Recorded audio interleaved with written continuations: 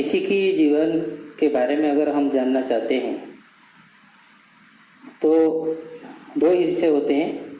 एक है outer life जो हम देखते हैं, दूसरा है उनका इनर लाइफ जो हम देख नहीं पाते, केवल उनको ही मालूम होता है, महसूस होता है। उसी तरह श्री अरविंद का जो जीवन था, उनका जो आउटर लाइफ था, उसको हम 3 भागों में व्यक्त करते हैं। एक है उनका लाइफ इन इंग्लैंड, जो 14 साल वो इंग्लैंड में थे।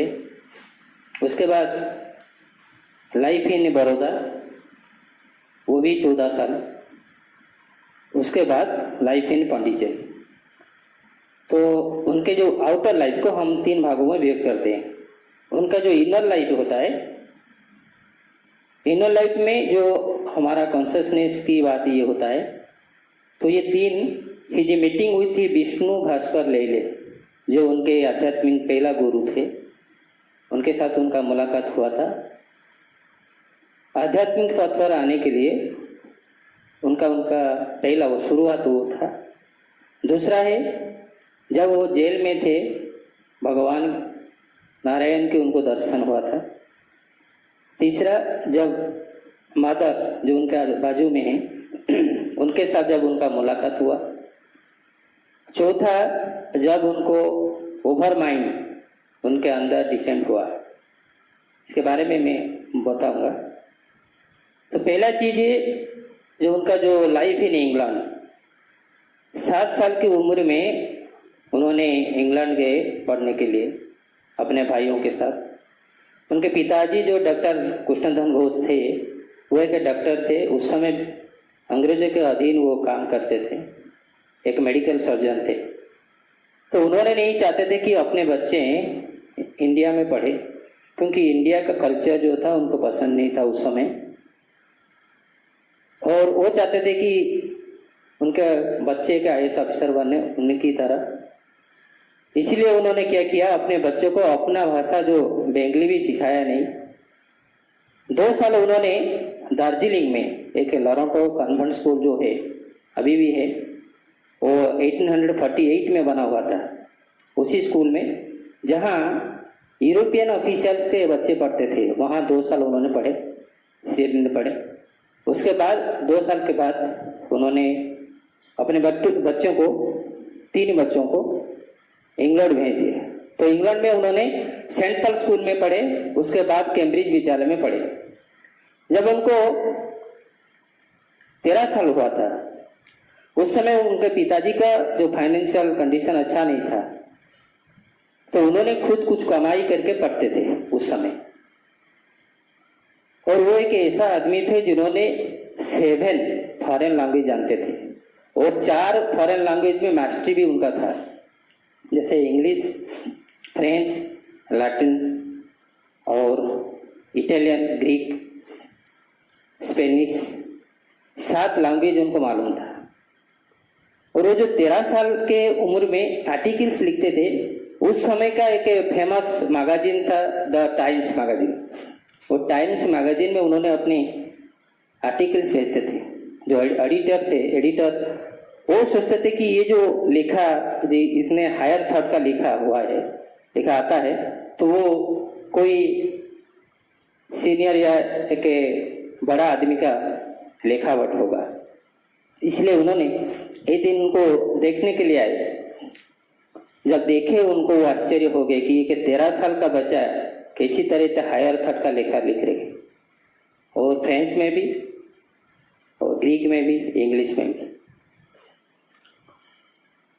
उसके बाद उन्होंने ICS एग्ज़ाम दिए, जो अभी का जो UPSC एग्ज़ाम है उन्होंने दिए। उसमें भी गुड रैंक भी रखा उन्होंने। लेकिन जब वो इंग्लैंड में थे, उस समय उनके पिताजी कुछ लेटर्स उनको भेजते थे भारत के बारे में, कि भारत में अभी क्या चल रहा है, अंग्रेजों ने कैसे भारत को शासन कर रहे हैं। तो ये बात सुनकर उनका इरादा नहीं था कि जब वो IAS अफसर बन जाएंगे तो जरूर वो अंग्रेजी का अधीन रह के काम करना पड़ेगा उनको, ये नहीं चाहते थे। इसलिए उनका जो फाइनल राउंड था फर्स्ट राइडिंग, वो दिए नहीं, जानबूझ के दिए नहीं। जो 1893 में उन्होंने इंडिया वापस आए। 14 साल के बाद वो भारत आए। 1893 आपको मालूम है क्या हुआ था? 1893 में स्वामी विवेकानंद चिकागो गए थे। भारत का एक पुत्र वेस्टर्न गए और एक ईस्टर्न आए। तो उस समय 1893 में जब वो भारत में आके पहुंचे तो जो शिप में वो आ रहे थे, 14 साल के बाद जो शिप में वो आ रहे थे, उनके पिताजी उनके खबर सुनकर वो अपने बेटा आ रहे हैं इसलिए उन्होंने 1 महीने की छुट्टी ली थी और उन्होंने जाके उनको इंतजार की बॉम्बे में। तो एक रॉन्ग इन्फॉर्मेशन उनको मिला कि जो शिप आ रहा था वो पोर्तुगाल में लिस्बन के पास डूब गया है।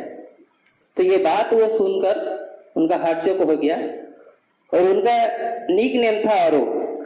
जैसे दशरथ अपने बेटा श्री राम को जब 14 वर्ष वनवास के बारे में सुने और राम राम जप कर मर गए, अपने प्राण त्याग किए, उसी तरह कृष्णधन घोष अपने बेटे का ये खबर सुन के अरो नाम जप कर उन्होंने भी अपनी प्राण त्याग की। लेकिन उसी शिप में सिरेंद्र नहीं आ रहे थे, उसके नेक्स्ट शिप में आ रहे थे। तो जब वो आके इंडिया में पहुंचे तो उनको ये महसूस हुआ ये पहली बार वो सूर्य किरण देख रहे हैं, सूर्योदय देख रहे हैं। वो इतने अंधेरे में थे इंग्लैंड में, वो बोल रहे हैं कि मैं जब भारत में अपना पैर रखता हूं तो मुझे महसूस हो रहा है कि मैं पहली बार सूर्योदय देख रहा हूं। ये था उनका इंग्लैंड की कहानी। 14 साल के बाद वो आए। उसके बाद उन्होंने बड़ौदा स्टेट में आए। बड़ौदा स्टेट में उन्होंने डिफरेंट डिपार्टमेंट में उन्होंने कार्य की। पहले सर्वे डिपार्टमेंट में काम की और उसके बाद बड़ौदा जो कॉलेज था उसी कॉलेज में उन्होंने फ्रेंच का लेक्चरर बने। उसके बाद इंग्लिश का प्रोफेसर बने। उसके बाद वहाँ का वाइस प्रिंसिपल बने और एक दिन उनका जो प्रिंसिपल नहीं थे उनका ऑप्शन में उन्होंने प्रिंसिपल भी बने थे। जब वैकेशन होता था वो कभी कभी क्या करते थे, उनके जो जन्मभूमि है जो कोलकाता है वहां आते थे। उसी समय जब वो बड़ौदा में थे उन्होंने 2 इंडियन लैंग्वेज सेल्फ स्टडीड किए, वो है बंगाली और संस्कृत। किसी ने उनको पढ़ाया नहीं, ये 2 भाषा उन्होंने खुद ही पढ़ने लगे। उनको 12 लैंग्वेज मालूम था, 7 फॉरेन लैंग्वेज और 5 इंडियन लैंग्वेज। तो उसके बाद उन्होंने जब बड़ौदा में थे उस समय उन्होंने हिंदू प्रकाश का एक पत्रिका था, उसी पत्रिका में भारत के बारे में उन्होंने कुछ आर्टिकल्स लिखते थे। ये भारत के लोगों को जगाने के लिए अंग्रेजों लोग कैसे कैसे भारत को शासन कर रहे हैं, उनका अत्याचार कर रहे हैं, उसके बारे में वो लिखते थे। उसी के बाद उन्होंने क्या किया, 1906 में नेशनल कॉलेज कोलकाता में बना, उसी का भी प्रिंसिपल बने। तो उसी समय उन्होंने भारतीय जो रिवोल्यूशनरी मूवमेंट था उसमें उन्होंने भाग ली। लेकिन उन्होंने डायरेक्ट नहीं भाग लेते थे क्योंकि उन्होंने नहीं चाहते थे कि रिवोल्ट करने के लिए उन्होंने अपने पेन के माध्यम से सब कुछ आर्टिकल लिखते थे और बहुत सारे युवक उनकी जो लिखावट को पढ़कर इंस्पायर होते थे और भारत की स्वाधीनता के लिए संग्राम भी करते थे। उसके बाद ये बात अंग्रेजों को मालूम हुआ और उन्होंने एक झूठा केस बनाकर, जैसे अलीपुर बम केस बनाकर उनको अरेस्ट किए और उनको जेल भेज दिए। 1909 में उन्होंने जेल गए, अलीपुर जेल में 1 साल उन्होंने जेल में रहे। जब वो 1 साल जेल में रहे उस समय उन्होंने गीता और उपनिषद पढ़े और उनका ये महसूस हुआ कि वो ये कार्य करने के लिए नहीं आए हैं, जो कार्य वो कर रहे हैं अभी इसीलिए वो नहीं आए हैं। और एक दिन उनको भगवान नारायण ने दर्शन दी। उन्होंने बोले कि तुम ये काम करने के लिए नहीं आए हो, तुम सारा जो मानव जाति है उसको मुक्त करने के लिए आए हो, केवल भारत को नहीं। उसके बाद उनका जो केस लड़ रहे थे वो वकील थे देशबंधु चित्तरंजन दास, और उन्होंने भी जीते, उनको बायजीत किया गया।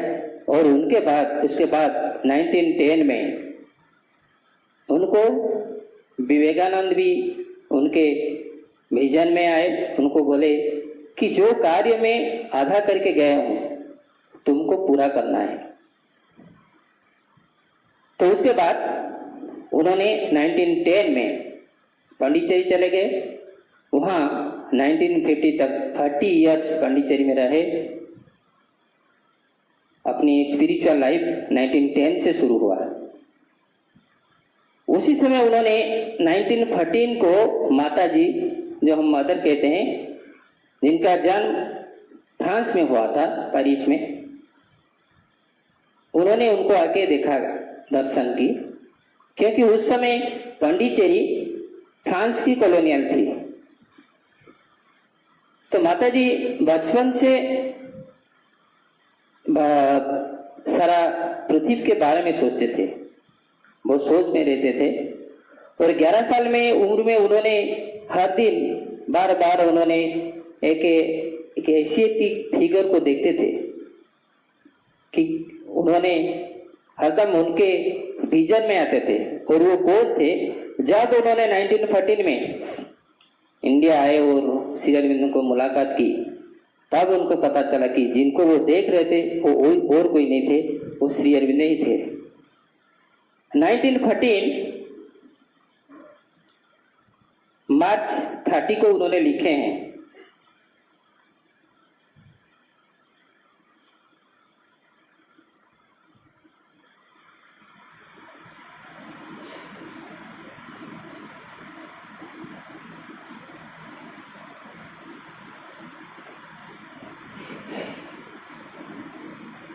It matters little that there are thousands of beings plunged in the dentist ignorance.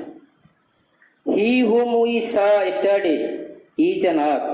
His presence is enough to prove that a day will come when darkness shall be transformed into light and thy reign shall be indeed established upon earth. माताजी श्री अरविंद को देखकर ये बोल रहे हैं कि उनके जो प्रेजेंस है, श्री अरविंद का जो उपस्थिति है, ये प्रमाण होता है कि एक दिन आएगा जब ये अंधकार आलोक में रूपांतरित होगा और भगवान के जो शासन चलेगा और ये पृथ्वी स्वर्ग होगा। जरूर एक दिन होगा। तो उनको देखकर जो वो चाहते थे जीवन में करने के लिए, भगवान के लिए जीने के लिए, भगवान के काम करने के लिए, भगवान को चिंतन करने के लिए, ये हमारा जीवन है और कुछ नहीं। With divine we are hero, without divine we are zero. अगर भगवान के साथ हम नहीं है तो हमारा जीवन निरर्थक है। क्योंकि जब हम आते हैं भगवान से ही आते हैं, हमारे अंदर एक अंश भगवान का है जो सोल हम कहते हैं, लेकिन श्री उसको साइकी कहते हैं, चैत्य सत्ता कहते हैं, जो हर जन्म में हमारे साथ है। हम हर जन्म में क्या क्या एक्सपीरियंस लेते हैं वो एक्सपीरियंस लेकर वो जाता है, और जो कुछ हम करते हैं उसका कोई मायना नहीं रखता है। तो जब भी हम आते हैं कुछ लेकर नहीं आते हैं, और जब भी जाते हैं कुछ लेकर भी नहीं जाते हैं, केवल भगवान को साथ में लेकर आते हैं। जब भी जाते हैं उनको ही लेकर जाते हैं। तो इसलिए हमारा कार्य है कि भगवान के लिए जीना है, भगवान को सोचना है और उनके लिए कार्य करना है। फिर श्री अरविंद को ये बोल रहे हैं, माता जी बोल रहे हैं कि श्री अरविंद कौन है।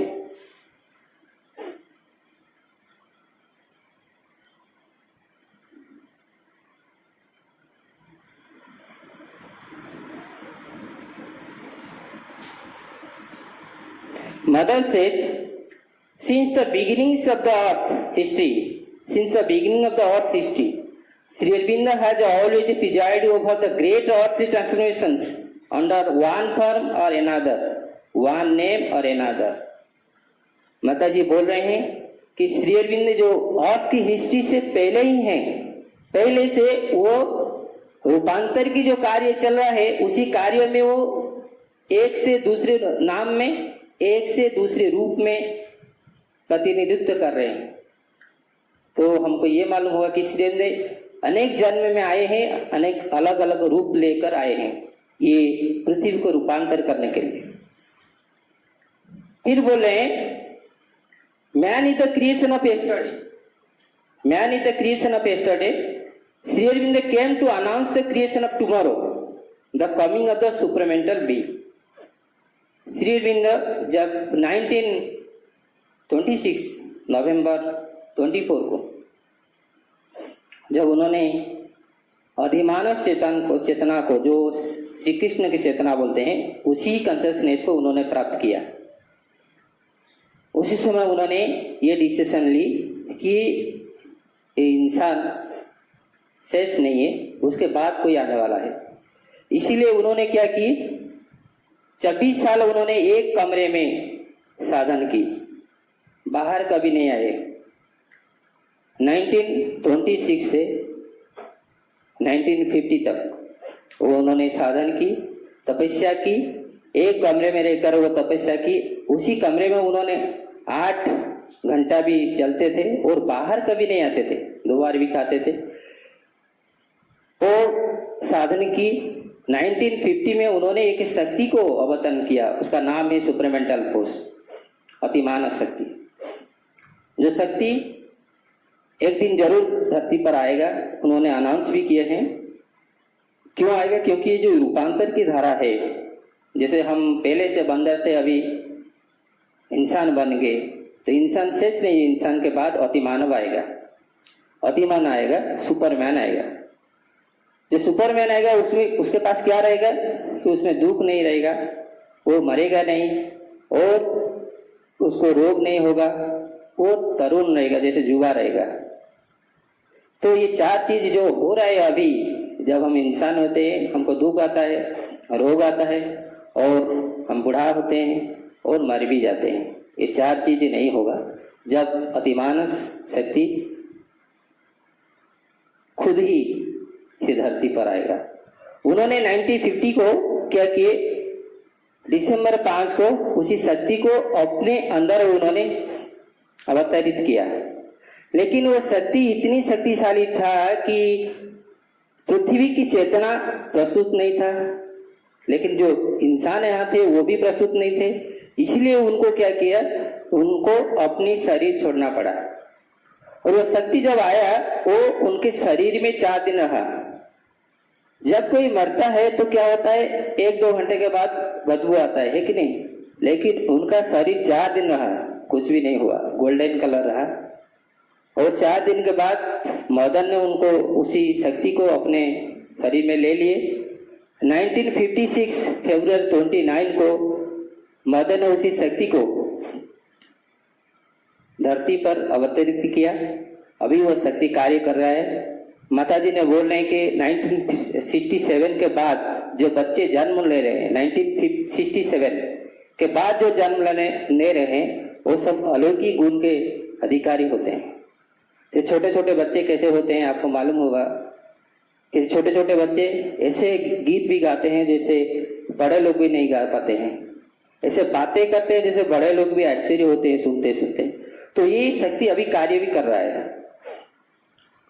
उनका जो एजुकेशन है, उन्होंने हर कदम की शिक्षा के बारे में लिखे हैं। जैसे अपने जीवन में जैसे प्रॉब्लम आता है, सब प्रॉब्लम के बारे में उन्होंने लिखे हैं।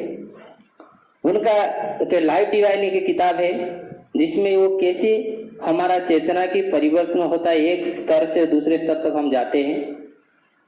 सीक्रेट ऑफ वेदा भी उन्होंने लिखे हैं। गीता को भी उन्होंने विश्लेषण किए हैं अपनी धारा में, जिसे सिंथेसिस से भी जो गीता निबंध वाला उसको कहते हैं। और उनका एक काव्य है जो इंग्लिश में सबसे बड़ा काव्य है, इतने बड़ा काव्य कोई नहीं लिखे इंग्लिश में, वो है सावित्री, उन्होंने लिखे। और ये सब चीज उन्होंने 36 वॉल्यूम्स उन्होंने लिखे हैं। मदर जो है उन्होंने 17 वॉल्यूम्स लिखे हैं, और उनका जो फ्यूचर एजेंडा है, क्या क्या होने वाला है, वो 13 वॉल्यूम्स लिखे हैं। ऐसे ही टोटल 17, 13, 30 और 36, 66 वॉल्यूम्स लिखे हैं माँ और श्री अरविंद। अगर आप पढ़ेंगे तो हमारे जीवन के बारे में, और हम क्यों आए हैं इस धरती पर, हमारा काम क्या है, हम क्या करना चाहिए, बार बार हम जन्म लेते हैं क्योंकि हमको ये मालूम नहीं होता हम क्यों आते हैं, इसके बारे में हमको जरूर मालूम होगा। थैंक यू, मेरा इतना बोलना था। उसके बाद नारायण भैया एजुकेशन के बारे में बोले। Thank you.